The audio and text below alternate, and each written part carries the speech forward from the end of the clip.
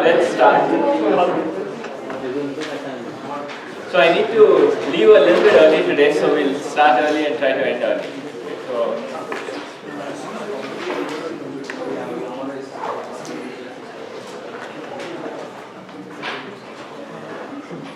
Okay, so I just wanted to start with a quick recap of the last couple of classes. Okay, so we saw examples of divide and conquer. And I'm going to be in the way because I have to put touching the screen. So if you could look at the No, we'll wait till he finishes. Yeah. Were you saying something? No, I was just saying like I was going to have to keep touching the screen, so I was going to be blocking the view from. Oh yeah. Yeah. Oh yeah, so which reminds me, I think there were issues with the recording the last couple of lectures. Have you guys, any of you seen problems? So there's supposed to be like every 10 minutes or so the video gets, there's a short break in it. I don't know how serious the problem was, but yeah, hopefully it's not too bad.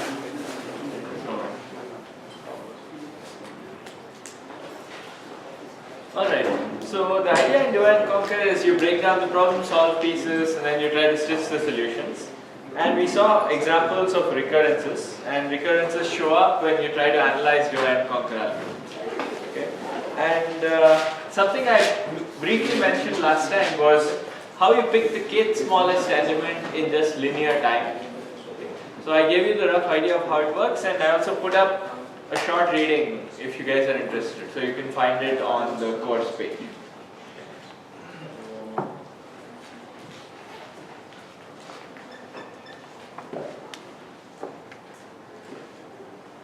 Okay, and we started looking at dynamic programming, and we spoke a little bit about the history of dynamic programming, and I also have a short it's a very interesting write-up by some of the old people who worked on these things. And yeah, so I think it has Floyd in it, if I'm not mistaken. Okay, so yeah, try reading it. It'll give you a sense of how people were thinking like 50, 60 years ago. Okay, and we start with an example that was actually considered in that paper. So it's one of so we modified the example a little bit, and we said that you have k types of candy, okay, and each candy has a graph like this, where you have the amount you spend on that kind of candy and the happiness you get. Okay. So this is for type 1, this is for type 2, and different types could have different things. So you have some graph like that for type 3 and so on.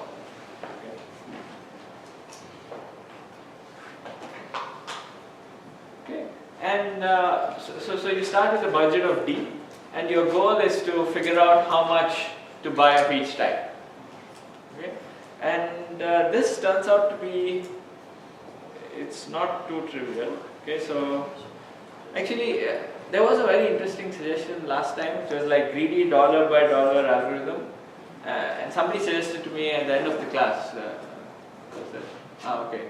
Turns out it doesn't work. So one of the homework exercises will be to show why it doesn't work. Okay, so yeah. So that's why it's important to try to reason about why it should always work. So, all right. But one thing we wrote down is that you can always try some kind of a brute force enumeration. Right? So you can say, let me try to guess how much I'm going to spend on the first type. You call it little d1. Okay.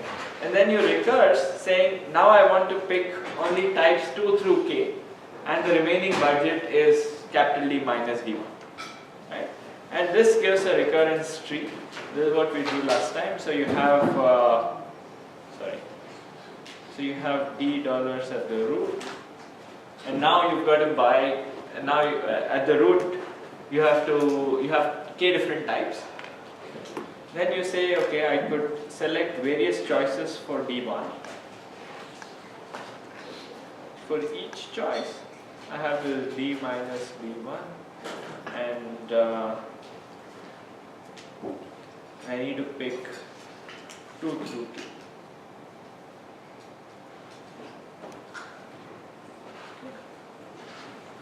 We said that this tree, if you draw it out, will actually be huge. It could have something like capital D to the k many nodes. But we also said last time is that at each level, only the remaining budget matters. Right? So that's what we are writing here. So there are, suppose I look at a level which is somewhere in the middle. Okay, so I look at some level over here. So it doesn't matter what the path was that led us to this node. Really all it matters is the amount of money you have left. Okay. And the level itself of course matters. So this level will say, okay, you have to go from like 5 through k or something. Okay. So what the level is matters of course, and the amount you have left matters. Yeah. So is that to say when you fully build this tree, the bottom leaves will represent every single scenario? What do you mean the bottom leaves? In other words, yes. determining. Yes. So, right. So if you had a complete tree, then every bottom level thing will correspond to a particular choice for D1, D2 up to DK. So that's why the bottom level leaf basically corresponds to all possible choices of the split. Okay. But what I'm saying now is that if I'm at a particular level and I want to find out what the optimal choice is for 5 through k, then it doesn't matter what I've chosen in the past. Okay, so it's so I could have chosen one path to come to this node, or I could have chosen a different path and come to a node with the same balance. Okay, so here the balance is b. Let's say here the balance also b. Then from both these places, the best choices will be exactly the same. Okay, so these two subtrees, in some sense, will have the same optimal solution. And that's kind of the key thing in dynamic programming. Okay, so you want to reduce your subproblem to a place where the solution is somehow determined by a few different things. In this case, the only two things that determine the solution are the amount you have left and the level. Right? So which is solution is determined by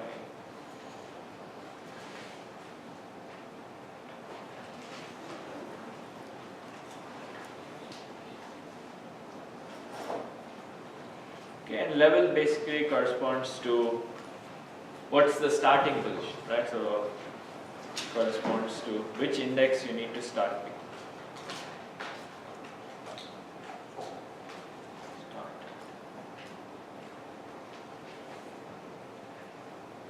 Okay.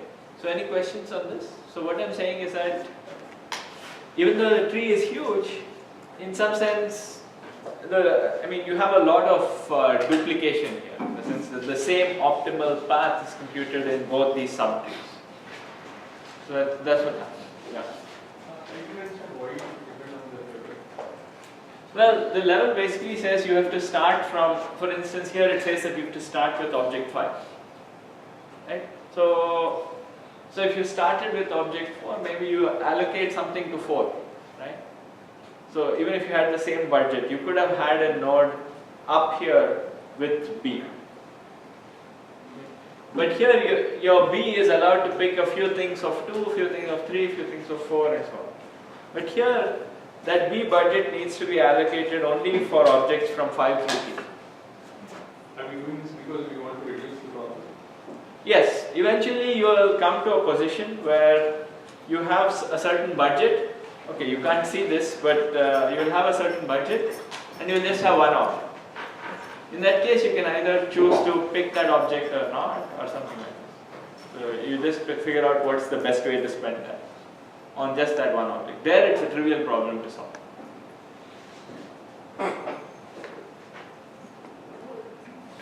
Yeah, so that's like the base case which I indicated. So any other questions?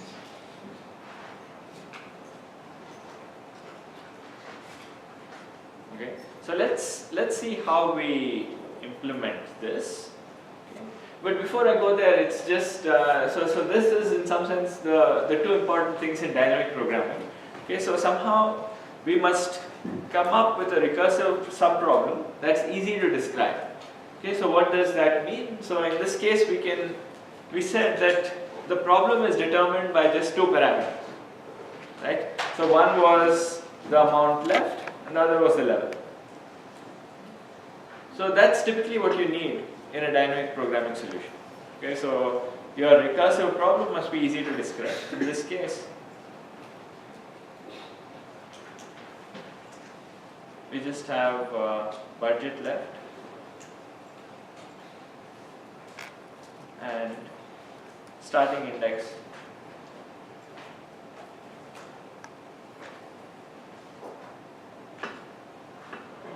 for the types left.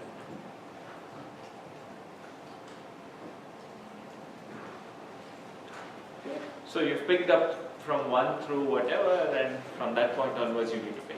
Okay, so that's how you're describing the new subinstance.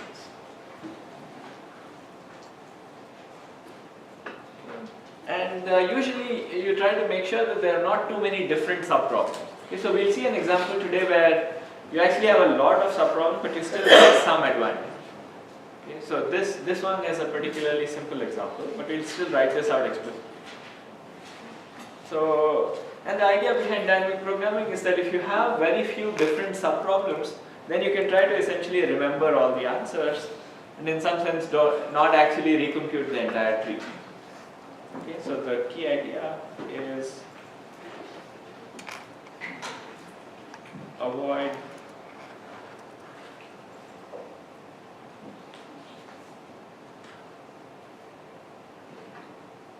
recomputing the full tree.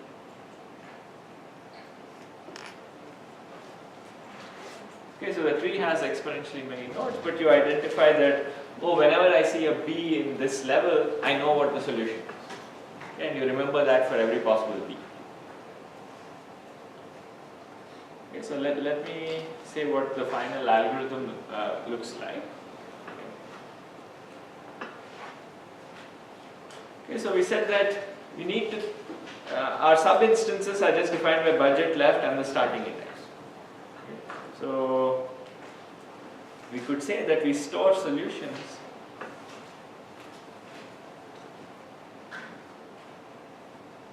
in a table, and the parameters of this table are just the budget left and the starting index. Okay, so that's the idea. So it's a 2D table. So one is, this side is budget left.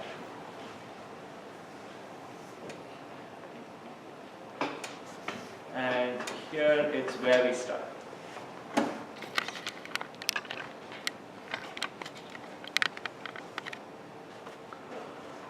Okay, so this is the kind of a table that I want to build. Okay.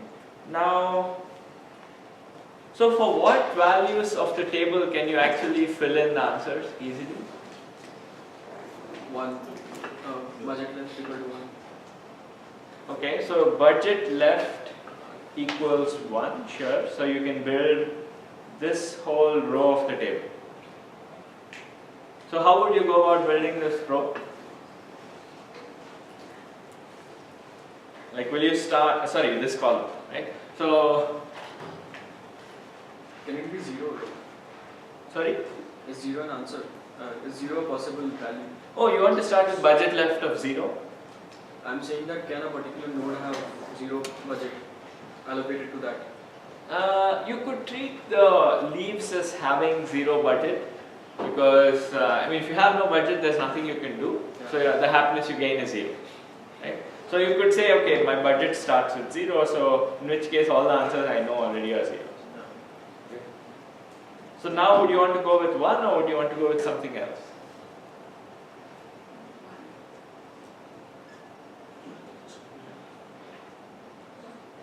Okay, so you can try going with budget of 1. Okay. So if I have a budget of 1 and I'm allowed to pick from 1 onwards, can I fill out this row? Fill out this column. I'm allowed to choose anything, right? I'm allowed to choose types 1 through k.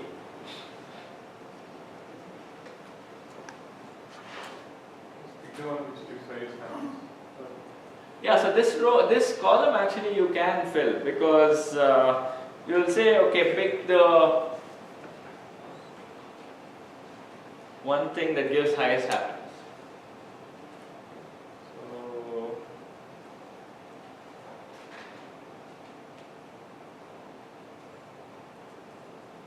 So here what should I fill in the first entry? Sorry?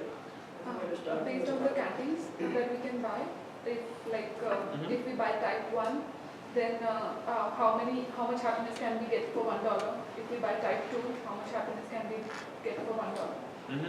So you've got to take the max of all of those, Yeah. right? So the max of all the types shows up here.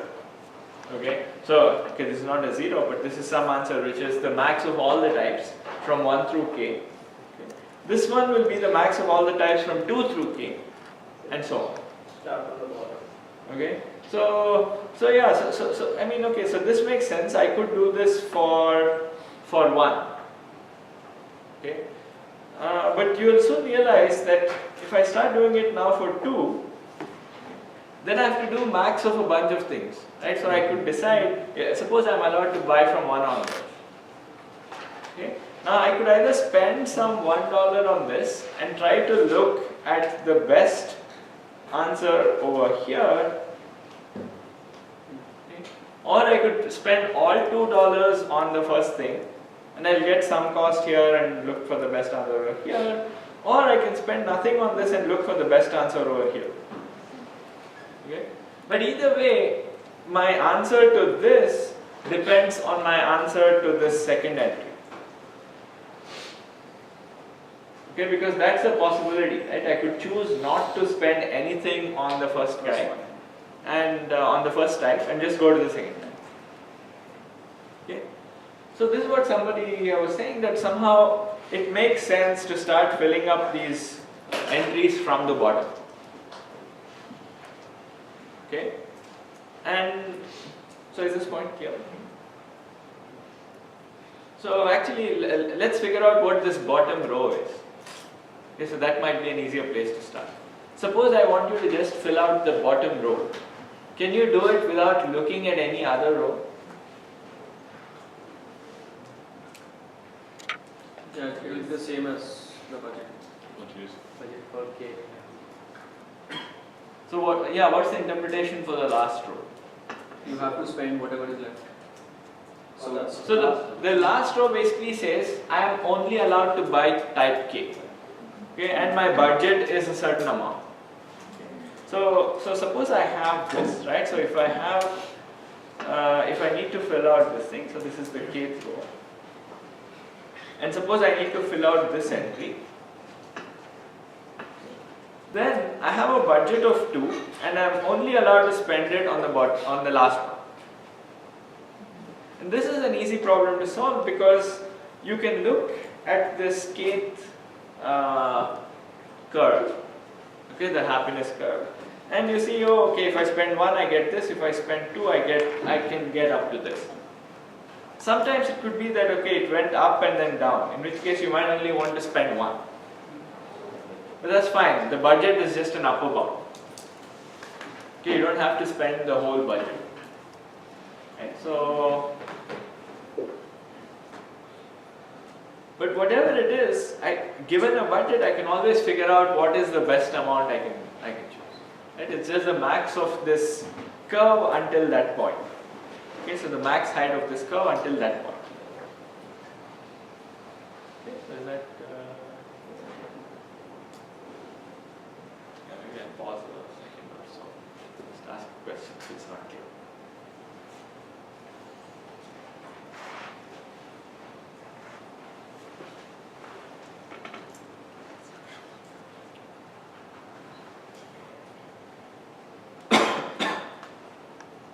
Yeah. at the for budget left equal to 1, do we take max of whatever is below that row? So this is where? Are you filling out this entry? No, for the entire column for budget equal to 1. Uh-huh. For any particular row, do we take the max of anything which is below it? Yes. Because you could choose not to spend anything on stuff until that point, and do it. But then you don't really have to go all the way below, because this number would have already taken max of everything that came below it. So if you're trying to compute this, then you just take a look at the next one. Okay. So is that point clear? Yeah. So I'm not able to get why we should start from the bottom. Why starting from bottom is better. Right. So actually, maybe another way to look at the whole thing is to say that I will get to that in a bit. But first, let me write down one thing. Okay. So one way of another way of seeing this, which is I could write down the optimal solution. Suppose I've already noticed that the subproblem is just determined by these two parameters, right? So I could write down the optimal value of some budget left and starting index I. Okay, so B is the budget left, I is the starting index. I could write a recursive equation for this. Right? So this is another way of doing the same thing. So could you come up with an equation for this?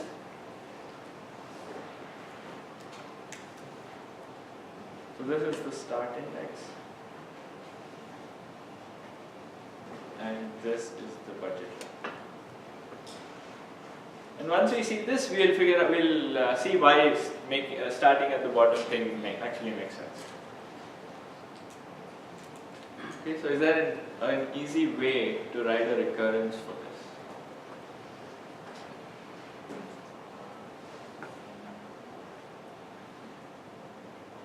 The ith one you can spend either b minus 1 or b minus 2 or something else. Okay.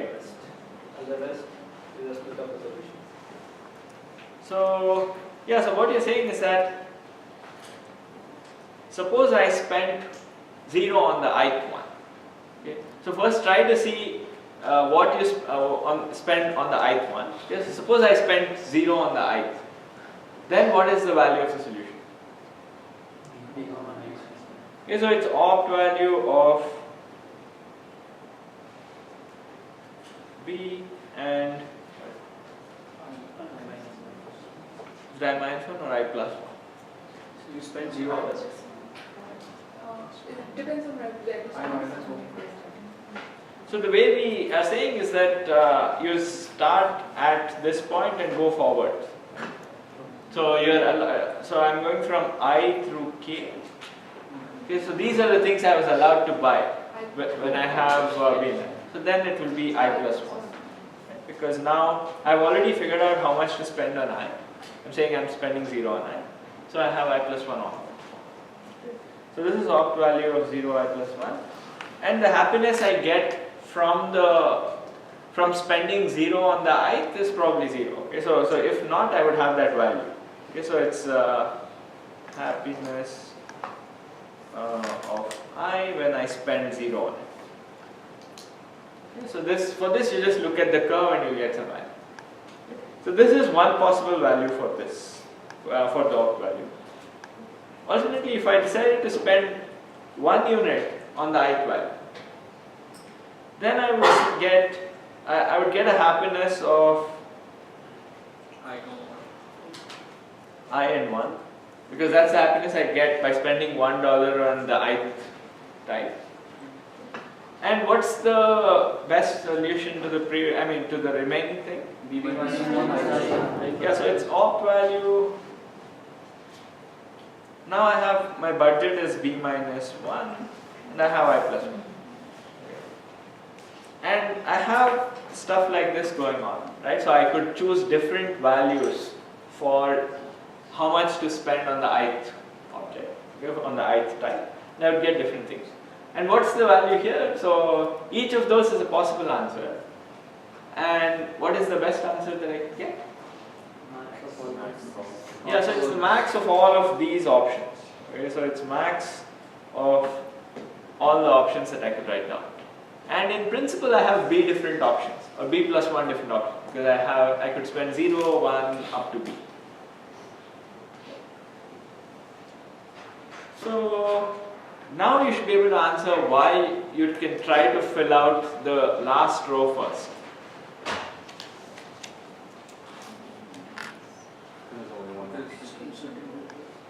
Sorry? So, if we fill the last option, then last row first, then we will have the best option at that level. What do you mean the best option? I mean, basically, at that point, we would have removed all the budget, or we have calculated the maximum happiness based on. It's easier to calculate that. Yeah. Yeah, but you can go Is first. it independent of other types? That's why I'm spending whole B amount in I, so I can calculate without calculating the others. Yeah, so when you are only allowed to, okay, yeah, go ahead. Yeah, so is it because in the last row we are only allowed to buy that particular K type? So yeah, because of that it is easier to make that. Yeah, so in the when you're trying to fill out the last row, what's the interpretation of the last row? It is, what is the happiness you get if I have a budget of B and I'm only allowed to buy the kth object, right? So there, it's just how much you spend on this one kth object, and for that you can just look at the curve and figure out what the answer is. Okay. So I have a budget of K, I could either choose K or K minus 1 or whatever, so I can just take the maximum of that budget. Yeah, so do you have a point? No, okay. Oh, I thought you were saying something. No, I was thinking about I spend everything.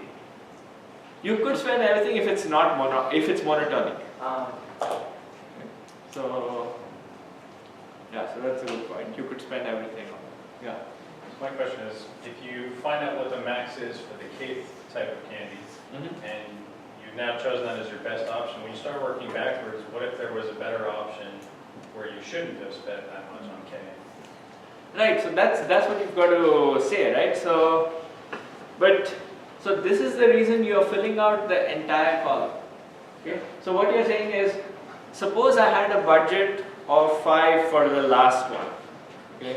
So that's the fifth element over here. And I would have figured out what the best happiness I would get over here. Right? So now if I am somewhere else, right? So suppose I'm trying to fill that entry. So now you have options going from, let's say, some k by 2 to k. Okay. So now you're trying to fill out what the best choice is for that. Okay. What you will say is that you will essentially explore all possible values over here. Okay, so you can either choose 0 for the k by 2th one or 1 for the k by 2th one or something, and you will essentially explore the entire tree. So for that reason, you will see this choice of k, you will also see a different choice for the k thing. Okay? So that's what this recurrence is trying to tell us, that you essentially capture, so this recurrence, if you just do it naively, it's basically the whole tree. Right? So it's capturing the fact that you're writing down the full tree. And you agree that the full tree captures every possible solution. Right? So this recurrence essentially captures the exact same thing. Okay, because, I mean, you're choosing I onwards, you pick what you want to spend on I, and you pick the optimal solution for the rest. Okay? So, and since you've chosen every possible value for the I, you're in good shape because the solutions add up. Okay, so that's the other thing you will see in the homework, that if the solution doesn't actually just add up the happinesses of the different types, then the problem actually becomes NP hard. Okay, so we'll see this later in the course, I guess, when we see NP hardness. Okay, but for these kind of problems where the happiness just adds up, you can do these kind of nice tricks. Yeah. So how exactly are we computing like the best values in the table? Suppose like we have the fourth row, like where we have the fourth kind of candy. So for the fourth row and the third column, so how exactly will we do that? Yeah, so now you tell me, now that we have this recurrence, that was exactly what I was getting to.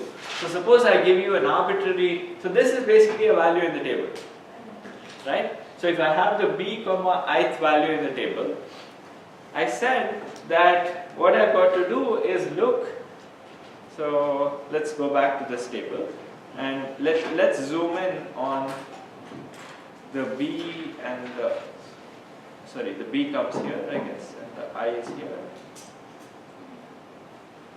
Ith value of this table, and I'm over here.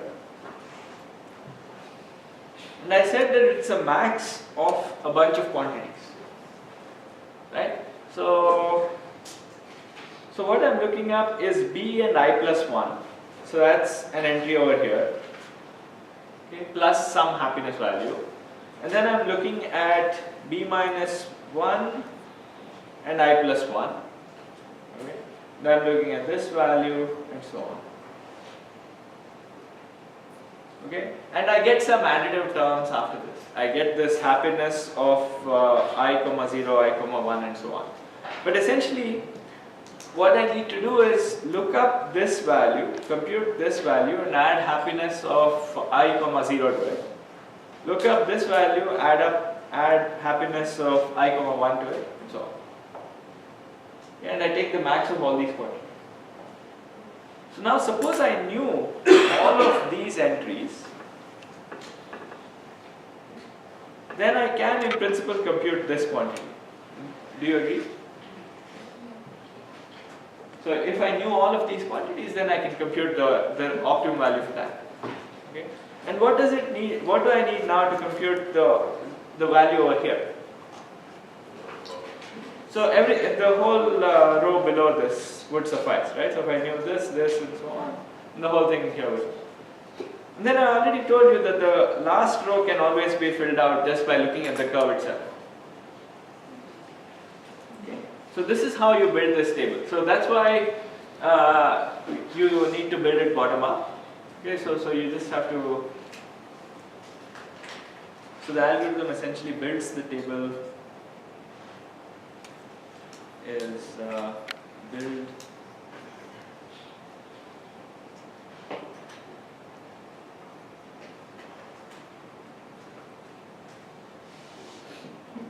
bottom up, and so start with k 11 Go to all the way to 1. Okay, and the solution is, how do you read off the solution if you've built this table? So what's the final solution that you're looking for? Yeah, so we are just looking for opt value D and 1. Okay, because D is our budget, our overall budget, and 1 is where we need to start. Right? You can use types 1 through 3. So yeah, so this is what we have done. So is the algorithm clear? So the idea is to notice that the solution is essentially dependent on the budget and the starting point. Then you say, okay, I'm going to build a table of all possible solutions. And the table I'm going to fill using this recurrence equation, using this recursive equation. And you observe that every row just depends on the row below it. So then you say that, okay, every row just depends on the row below it, so I have to fill the bottom row first. Bottom row, you observe it can just be filled by looking at the curves. And actually, in fact, that's the last curve. And after that, you just fill it using this equation. That's the whole algorithm.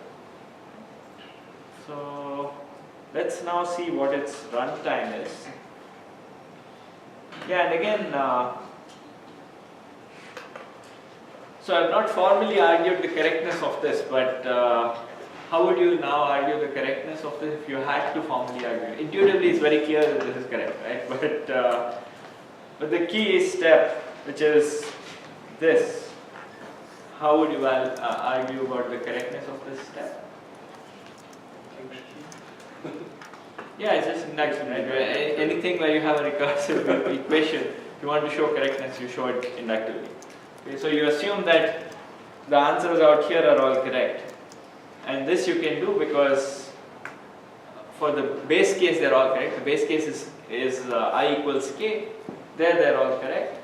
Now you say that if they were correct at the bottom layer, then, for the bottom row, then the previous row will be all correct. And so on.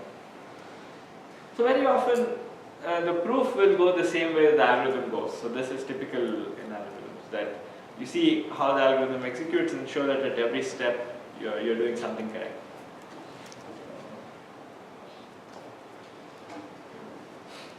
Okay, so that's for the correctness. So what's the runtime here?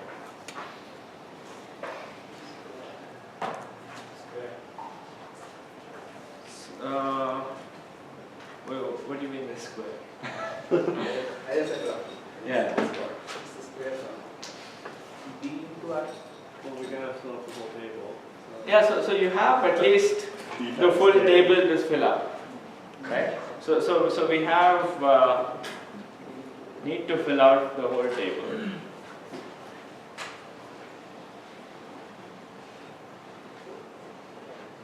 So again, when you're trying to analyze the algorithm, don't try to jump to the answer, right? So just do step by step. That's the easiest way. So what is the first step? We're doing a base case. So how much time does the base case take? The base case is I equals k. And so this has d different entries. So the budget goes from 0 through d. So there's d entries or d plus 1 entries to fill up. And how much time does it take to fill each entry? Yeah, this is for the k. Well, yeah, why do you say it's constant?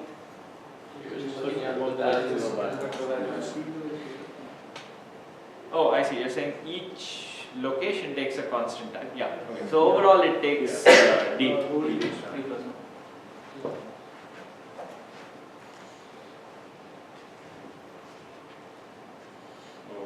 For the base case. Okay. So now, how much time does it take to fill up something like Yeah. So if I had all the entries computed until this point, and if I were to compute this entry, how long would this take?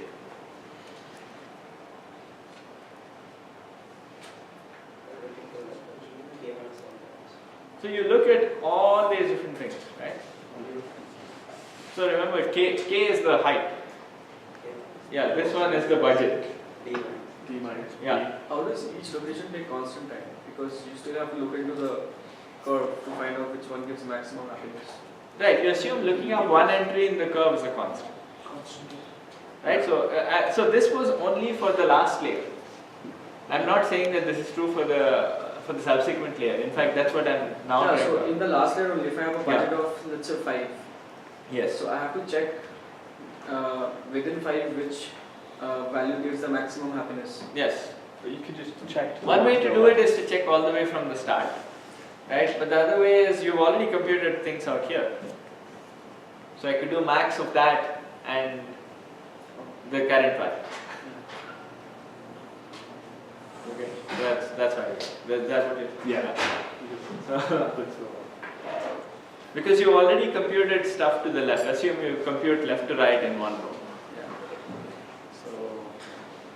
So that's how you get constant. So this is fine. Yeah, so what about here? So suppose I am at like d by 2 of budget. So how much time would I take to go to fill out this entry? Yeah, you get d by 2 because you have to essentially check every possible value over here. Right?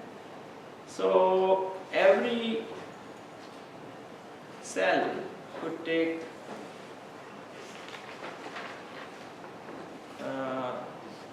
roughly d time to fill. Okay, so what's the overall runtime then? Yeah. I had a question. But if we just have finding out max, so can't we just maintain max and fill that? Yeah. So you're saying, see, the problem is it's not just max, right? So it's max plus the happiness at I comma 0. Okay, and this is an arbitrary curve. So the happiness of the ith thing is a pretty arbitrary curve. It could be anything. So, okay, so let me give an example. So what's the value over here, right? So it is this value plus happiness of spending 0 on the ith one. Okay, so I would need a new slide because this one looks funky.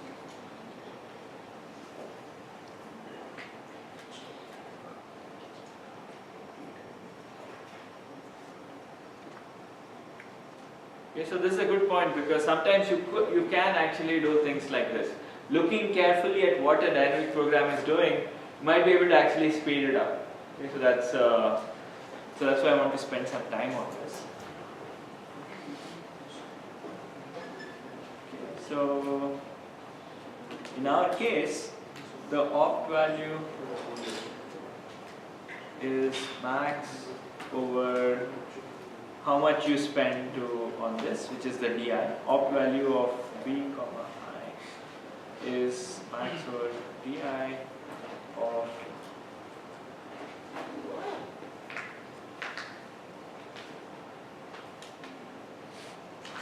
b minus di with I plus 1 plus this happiness value of right, so this is the happiness value you get by spending di dollars on I. Right, so this is the equation that I wrote down. I just wrote di for the OH. Yeah. So this is exactly what we wrote before. So now, suppose I did not have this term. Okay, so if it was just max over this, or if suppose this term was always 1, okay, then you're right. All you need is max over di of these earlier things. Right? So that would actually be a very simple thing. So in some sense, you don't maintain this full array, you just have to maintain the max until this point, something like this. Okay. But now this term is actually pretty arbitrary the way we defined our problem. Because the happiness curve could actually look like this for the ith object. Okay. So even if you kept the optimum, the max so far, I mean, so this is the value di. Right? So this might have a very small value of happiness. So maybe this one is actually better. So right, because this is jittery, essentially you can't just keep the max over all the previous values. Okay, so think about it for a little bit. You will see why you need different values. Okay, but this is a good point. Yeah. Why does each cell take D, O of D from like D time difference? Because we are checking till B minus DI. So how does it take D time difference? So it takes B time, right? So if this was actually equal to B, this takes B time. You agree with that? Yeah. Because you could spend 0 or 1 up to B. Now B ranges between 1 and D. Okay? So that's why. So in the worst case it could take D. But typically it will take roughly D because most things are at least half of D. Yeah. When we are filling the I equal to k flow, when we are filling each cell, we'll simply look up that value in the graph, right? So if I have $5, what is the happiness value at $5? Yes. So it won't matter what values came before that for the last row. No, if it's monotonic. No, it's Yeah, happiness doesn't have to be monotonic. I mean, yeah, we are assuming that it doesn't have to be monotonic. So, yeah, like in this example, if I had a budget of DI, it's probably better for me to use this budget to buy only so many.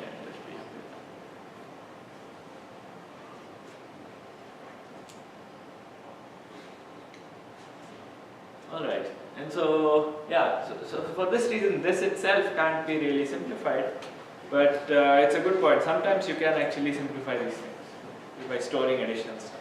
Why are we actually adding the value of happiness? We should just add the value of dollars which will result in the happiness. Why? I mean, ultimately the objective just measures happiness, right?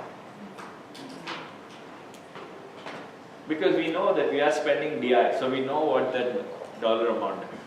Just that for that dollar amount, we need to figure out what the corresponding value in this graph is, height of this graph. Because that's the objective value. Yeah. In order to get the value of a particular cell, why do you need to compute the maximum of the rest of that particular row and not the bottom of the row? I mean, if you are calculating, say, kth level is calculated, now we are calculating k minus 1 and we are spending b dollars for that. Then I just need to compute $0 spent for k. No? I mean, one comparison per cell. Because if I can only compute b here if I have spent $0 in the bottom row. Then for b minus 1, I need to compare only with $1 spent in the row below. So there is only one comparison for each cell. No, so suppose you have like $5 near k minus 1. Okay? What are the choices you have? You could either spend all those 5 on the k minus 1th object, okay? Or you could spend 4 on the k minus 1th object or something like this. Yeah, right? so there are 5 cells for 5. So now you have 5 different, now you have to do 5 different checks, right? You have to do the maximum of all of these. But there are 5 different cells for those spending. Yes. So you've got to each look cell, all of them up. But I'm spending it $5. I don't need to check whether I have spent $1 or $2 in the bottom row. Yeah, that you're not doing. All you're doing is how much am I spending on that k minus 1th object. So that is only one comparison. No, but there are many choices for how much you spend on the k minus 1th object. You could either spend 0, you could either spend 1. So for the entire cell we are talking about it. Because if there is a matrix kind of thing, so there is one row I need to compare all of this, but in the row there are multiple columns. For one column for spending $5 and $4. So you're saying that maybe I can use this computation in the computation for this somehow. No, I am saying that that particular the cell, Yeah. the rightmost, if that is $5, Yeah. I would compare with this one with the row below it in the extreme left, where I spend $0. If you choose, okay, fine. And But why is that the only one? Why is that the only option? because I can't spend $5 if I've already spent $2 in there, because my budget is $5. I'm assuming 5 is the maximum. So you are defining a table differently, right? So you are saying that you are literally spending $5 on the k minus 1th object. Yeah. That's not how the table is defined.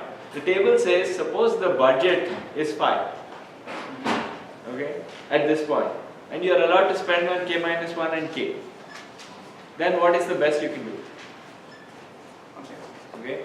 So you can either spend, you don't have to spend all the 5 on that. So, yeah. Can you take the table of arbitrary values and just, explain what is the computation, I mean, roughly at each level, just roughly? Oh, so this is what I've written down, right? So if I'm, if we are, so what you would do is, if you are at this level, okay, if you are at this node, you would look up this value, this value, this value, so on. Okay. You will add to this value the happiness of spending 0 on, so this is I1. So I0. You'll add to this happiness of I, 1. And you will get k or you will get whatever the budget, many values for that. You take the maximum. So that's literally what you do. So we don't look at the nodes, on the same level, right? No. Left or right. Is this table variable to the table that is on the previous slide? Like Yeah, it's the exact same table. That's I just like the zoomed in. one. No, I just zoomed in. Yeah. Then if you go back on that table, like when we were calculating on the first one column. Uh-huh. Oh no, that was just somebody's attempt at how you fill out the table. Okay, so somebody was saying that okay, I can fill out the 0 column, which is true. I mean, you can fill out the 0 column without literally, without going bottom up, right? Yeah. And then when you fill out the second column. Right, then people realize that, oh, I need to look at the value below it. And then you said that, when we are looking at the value below it, we are already assuming that that value would always be the maximum of the values below it, right? So that's one of the options, yes, that's why it's maximum. So, in that sense, we have already calculated the maximum till, the second from top. Yes, but it's not always just the maximum, right? So you have to add this. So this is what this recurrence says. So you have to take the opt value until that point. You add the happiness you get from this particular, by spending certain number of dollars on this particular item. And that number need not be monotone or it need not be a constant. So it will be something that you add on to it. So in the first example, we just assumed that happiness of I0 is actually equal to 0. That's why it was the max of all these things. But otherwise, so yeah. The happiness can be any value, right? It can't be it shouldn't be like a particular fixed integer or something. It can be. No, could be. So and the unit of opt value is dollars, right? Yes.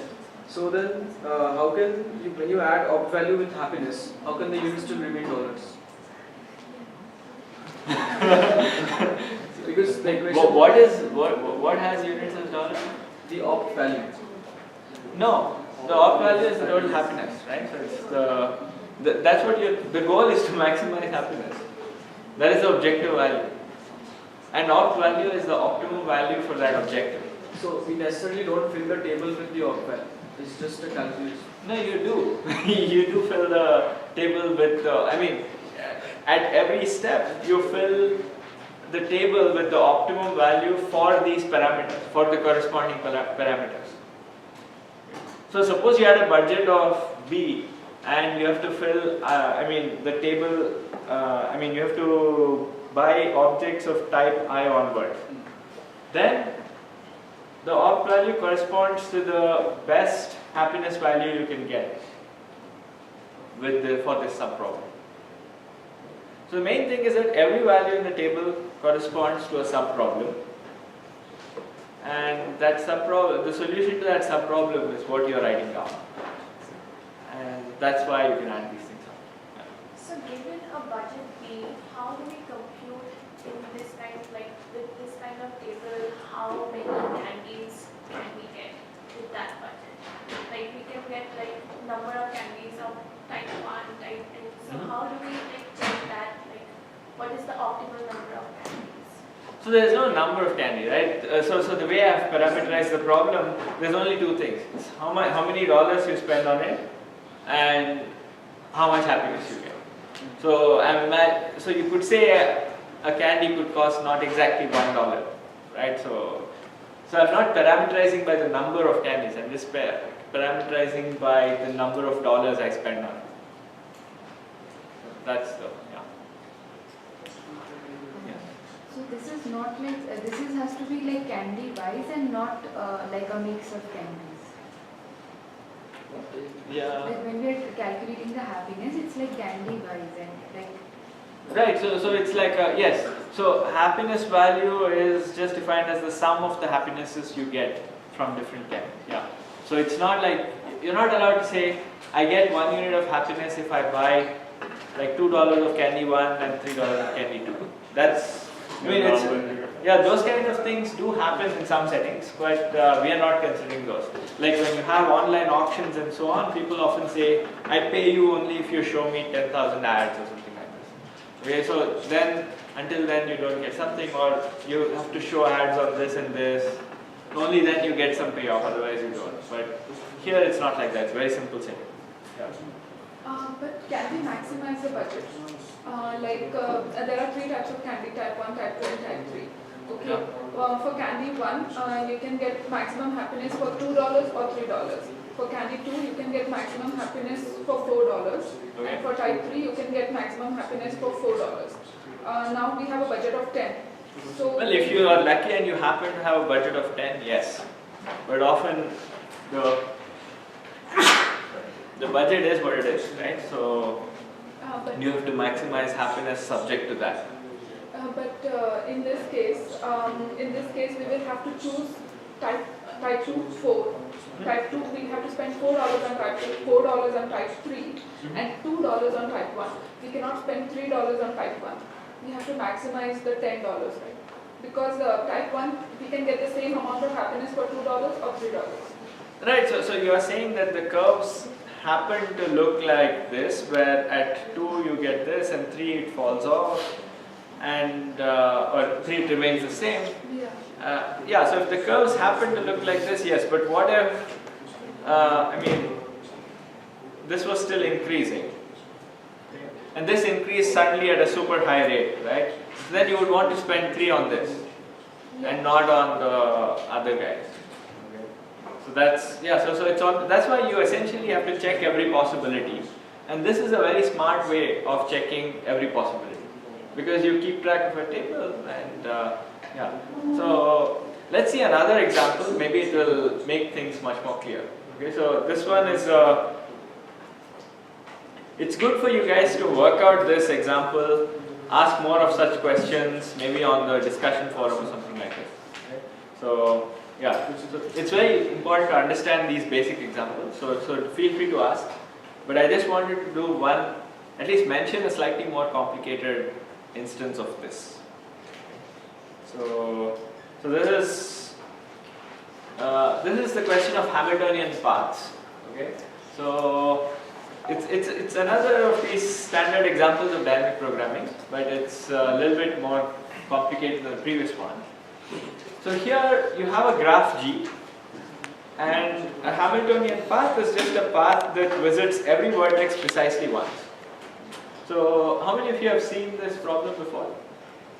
A decent number, right? So it's also called the traveling salesman type, but that usually requires you to come back to the start. Okay, but here I don't need to come back to the start. So you have a graph, and this is a Hamiltonian vector. So if I have edges that look like this, then this one is a Hamiltonian path, the one that goes like this. because it visits every vertex, visits it precisely once. Not all graphs have Hamiltonian paths. Okay, so you might, in some graphs, you might have to go through a vertex twice or something like this. Okay, so if you had a graph like this, it looks like a tree. There's no way you can go through every vertex precisely once and go to every other one. Yeah. If it's a fully connected graph, then there will definitely exist. Then there's lots of paths. Yeah. Yeah. Okay. So this is the Hamiltonian path problem. Okay, so given a graph G, you want to find a path that visits every vertex precisely once. So now, what is a natural algorithm for this? What is an obvious algorithm? Like, don't forget about running time, polynomial running time or anything. If I gave you all the time in the world, what would you do? DFS. Sorry? DFS. DFS. I mean, Okay. just go from node to node. Okay. And don't go to a node already visited. Okay. Yeah. So what if you get stuck? Backtrack. Oh, so you want to backtrack, try with You essentially. do a recursion problem. So Yeah. if you get stuck, then just return. And then Yeah. continue with the other nodes. Yeah. And but you've got to unmark things and so on. You've got to be a bit careful on how you return. So we also keep a count of the nodes. That when I reach the total sum, then I stop. Okay, yeah, that would also work. So what would be the running time of any such algorithm you can think of? How can we get stuck in this? Oh, so if so suppose you go like suppose you start exploring like this. Your DFS went here. Let's say there were no edges out of this. Then you came here, and then you explored this path. At this point, there's nothing more to explore. But you have not yet found a path that goes through everybody. So, by the way, so in this example, what is your solution? You've explored everyone, but this is not a path. So what do you do? So just different starting point. Sorry? Choose with a different starting point. Okay, so, but as long as the graph is connected, this will be your situation, right? So you reach everybody, and you still, how do you maintain the fact that you're just going through one path? Like a DFS, inherently, you try one path. If it fails, you go back up and do this. You don't go back all the way to the top, right? So how does DFS work? So you'll start exploring. You go through this guy. You'll go to here. Maybe this one doesn't have any nodes that go out. Okay, so then your control will come back to this node. Look at other neighbors of this, and then if there's no other neighbor, you go back to this node and so on. But it's inherently a tree, right? It's inherently something. It's not just a single path. Okay? So at least I don't see an easy way of modifying DFS to do something like that. Yeah. When you visit a node initially, you mark it as visited. Yes. Once you check all its children, you mark it as unvisited, return to the parent, and then a single path all the way down to the tree will represent a unique path through if you get to the maximum number of nodes. But you won't be going through cycles, so that's one way to find the best. I think that's what the privilege So every time you go back, you mark everything as unvisited. After you visit all the children node and found there's no valid path through any of them, you mark that node as unvisited, go back up to its parent, and it starts with its next child down the line. Okay, that might work. So what would be the runtime of such an algorithm? Okay, so actually, I was looking for a trivial algorithm, one that basically checks every possible permutation of 1 through n, okay, and just checks if there are edges. Okay, so that takes roughly n factorial time. And if you were to run the algorithm that he said on a graph that's kind of complete, it would still take roughly the same time. Okay, so this is usually these are like the trivial algorithms for Hamiltonian path. Okay, so you essentially have to search every possible path. And in general, there are roughly n factorial paths of length n, and so that's why you get issues like this. So these are the obvious algorithms. But it turns out that there's a very clever dynamic programming algorithm that takes time 2 to the n. And so how different are n factorial and 2 to the n? Yeah, so this is something you should know. They are extremely different, right? So this is part of your homework, I think. Yeah, so in some sense, yeah, so n factorial grows more like n to the n, okay, which is like 2 to the n log n, which is like this thing to the power of log n. It's actually way bigger than this one. Okay, so this is something that you should know. And yeah, so that's why this was actually a pretty big deal, that there's a difference between n factorial and you can actually get to 2 to the n time. Okay, so let's see how to do that. Okay, so suppose I told you, okay, this is Hamiltonian cycle problem, I want you to solve it by divide and conquer. How would you do it? Or if I told you to do dynamic programming, right? So remember what we said, right? So dynamic programming means that you've got to come up with a sub-problem and you've got to be easily able to parameterize what that sub-problem is. Have you seen this before? Like I know we talked about the cost of Venice, trying to get through Venice, you could partition the city. Right. Into smaller problems. Yes, so that's the rough idea, yes. So now our goal is to find a path which visits everybody precisely once, right? So we want to go something like this. So you're saying, okay, try to partition the graph arbitrarily into 2 pieces. Try to find a Hamiltonian path in one, in the other. Try to match them up somehow. Is that what you're saying? Okay, that sounds like a reasonable idea, but yeah, we could try to. So the idea is partition arbitrarily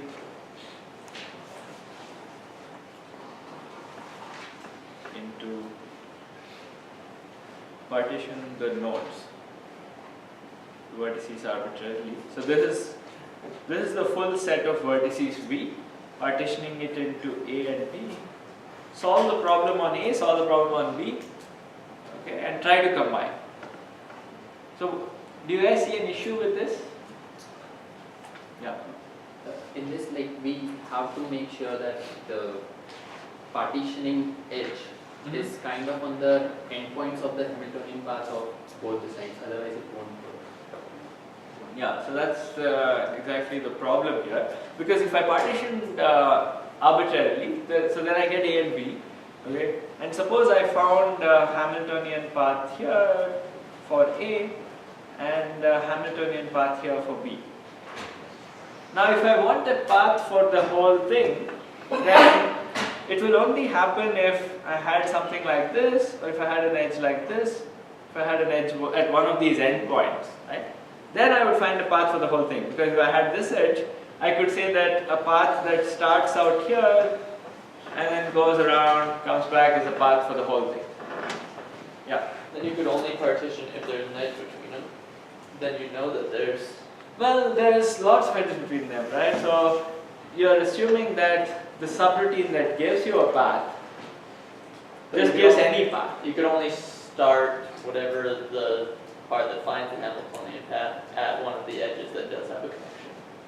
Okay, good. So then what you're saying is, instead of just finding a Hamiltonian path, you're saying find a path that also starts with a particular vertex. So that's a very respectable subproblem to solve, right? So you're saying a subproblem is now defined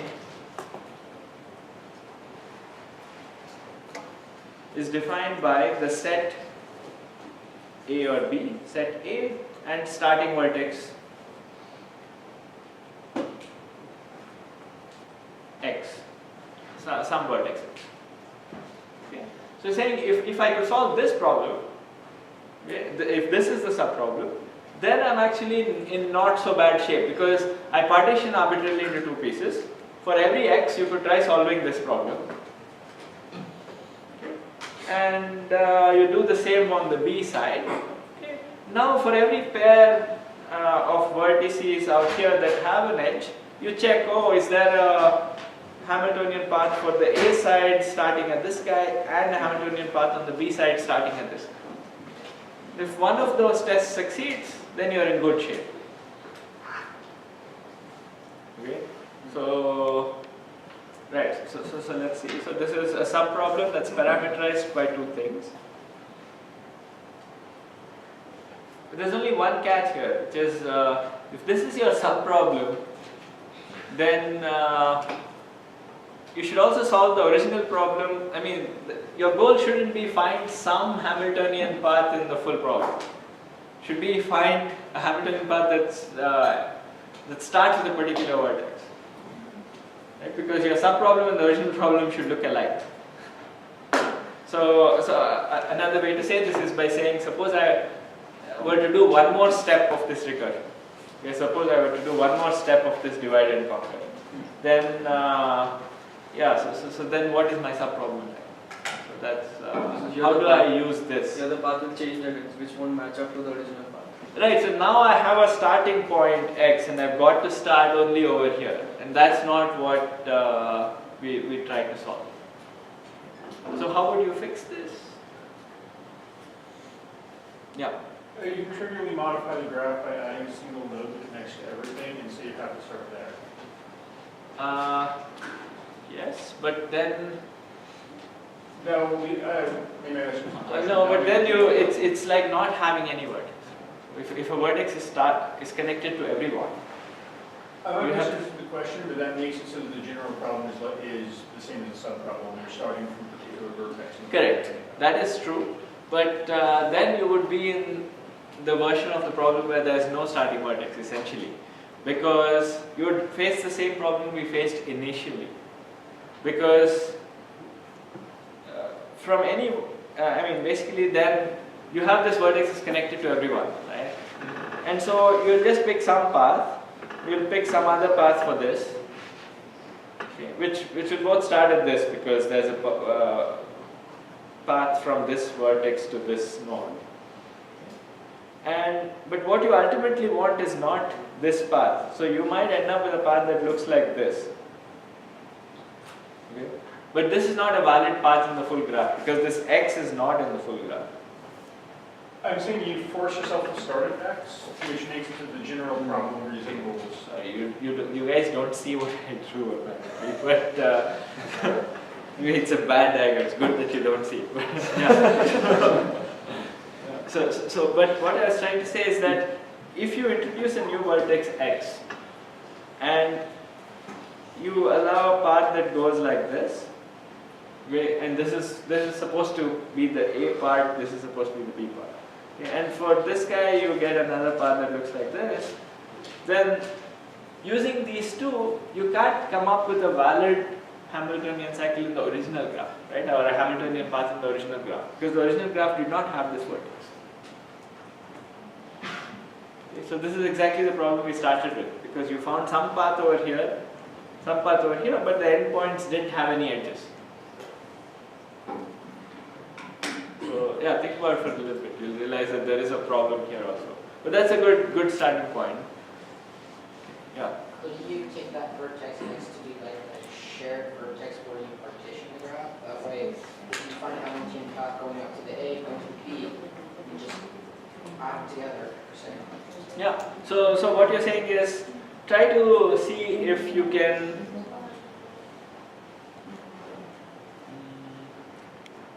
right. So that's essentially like saying put one vertex in both the halves. Right? Have a common vertex and try to look for a path here, try to look for a path there. Okay. So good. Yeah.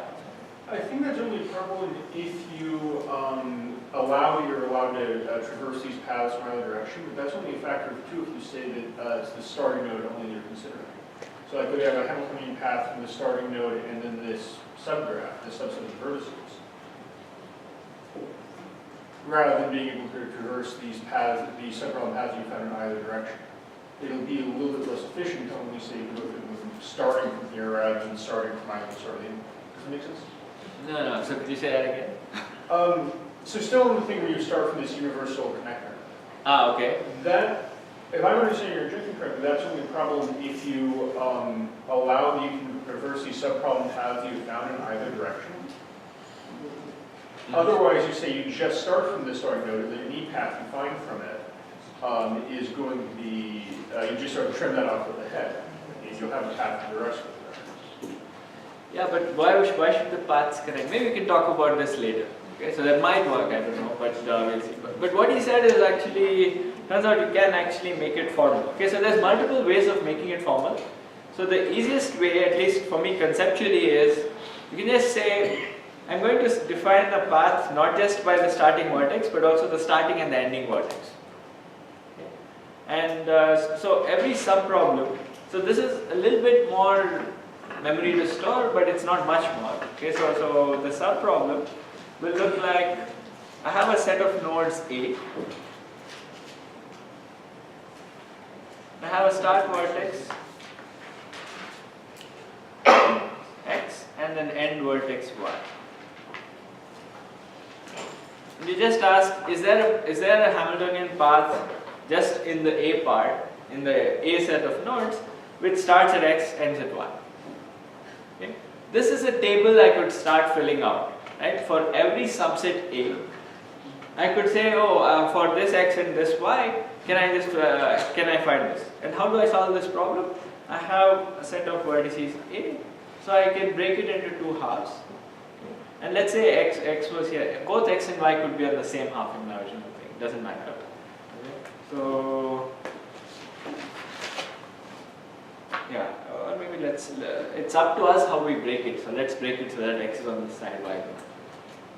And then we say, I'm going to look at every place where there's an edge like this. And I'm going to ask, in this half, I'm breaking this up into A1 and A2. In this half, is there a Hamiltonian path that goes from here to this point? And also a path that goes from here to this point. If such a condition is true for some edge that goes across this A1, A2, then you're done.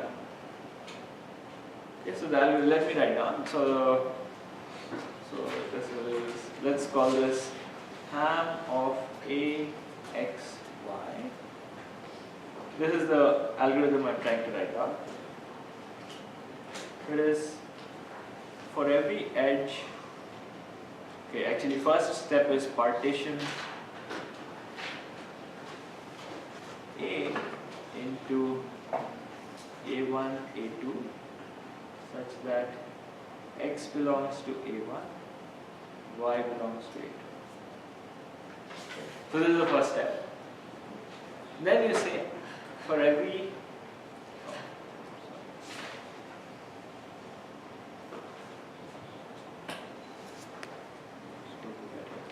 so for every edge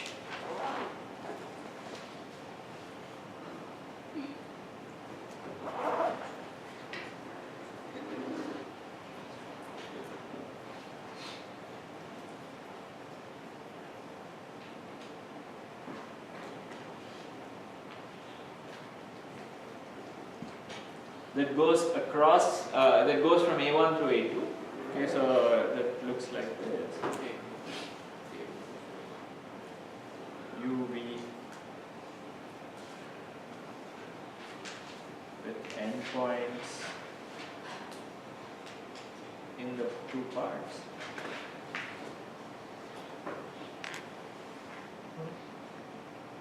So I don't know what exactly happened, but I can try this.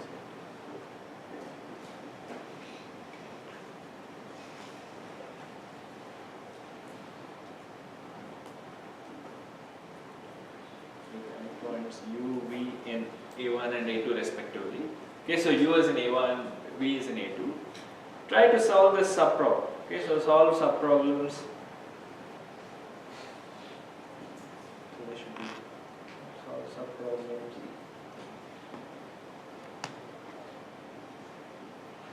Of A1 U X and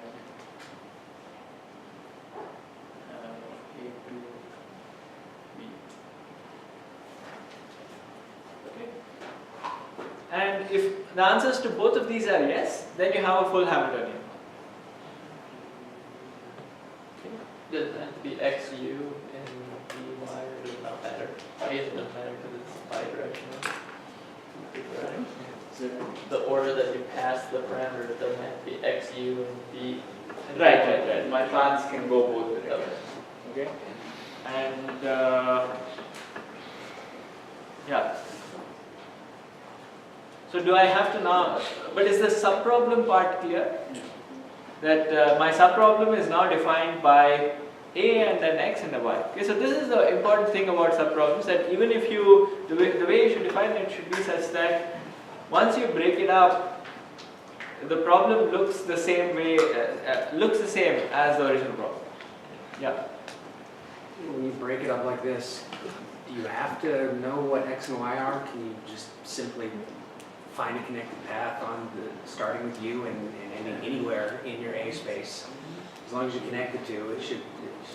No, so the problem is that if you start at x and anywhere, then that part need not have a connecting edge. No. I mean, you start by splitting, and you know your u's and b's because you're cutting across a certain number of edges, so you already know what u and b are. As long as you solve some path on each side of your split, then right, and it should go to the corresponding edge endpoint. Yeah. Yeah, so I don't know of a way to do that faster than doing this. Because essentially, how would you solve that, right? It is true that you just have to find one such thing. But to solve it, you have to try essentially every possibility. Or at least that's the most natural. Yeah. Are you saying that any partition is over? No, that I was going to come to that. Yeah. So you have to actually check every possible partition.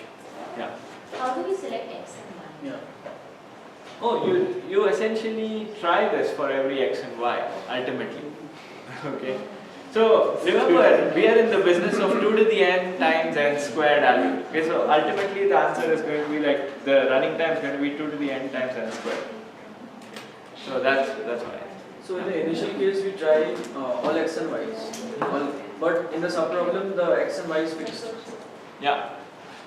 So no, so in the subproblem, yeah, that's good for you, right? So you don't have to try all of it. But the first yes. iteration, you have to choose all possible combinations of x and y's. Yes. But because ultimately we don't care about what the x and y are. So you'll actually try all possible x and y. But once you're in the subproblem, they are fixed. They are fixed.